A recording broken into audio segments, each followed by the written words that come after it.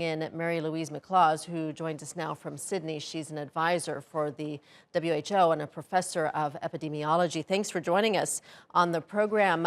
We've seen some pretty extreme measures being taken to try to contain the virus with quarantines in China and now Italy. How effective do you think these measures are?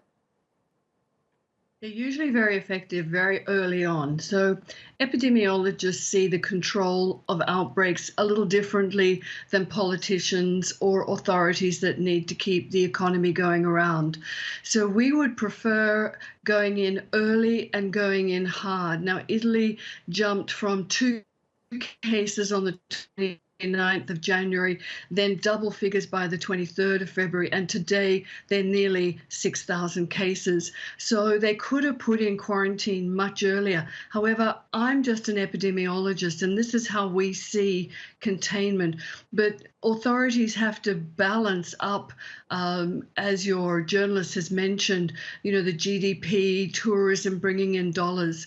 But we can see that this really is needed now, and it was a tough decision, but I think it's the right decision.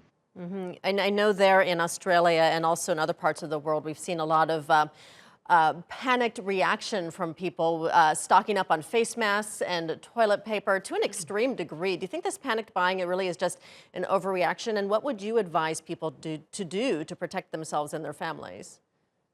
Yeah, look, I think that there are many people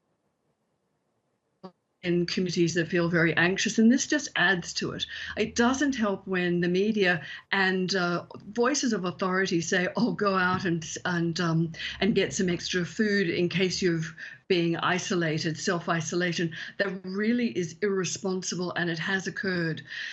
Truly, you don't need to do that, because if you're self-isolating, there's online shopping. Do not go out and buy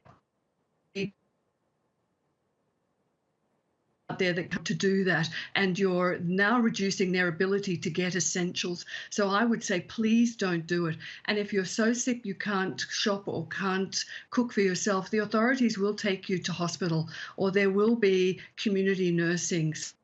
So please don't do it. All right, some great advice there. We're going to have to leave it there, though, because we're having a bit of a connection problem with you. Mary-Louise McLaws joining us from Sydney. Thank you so much.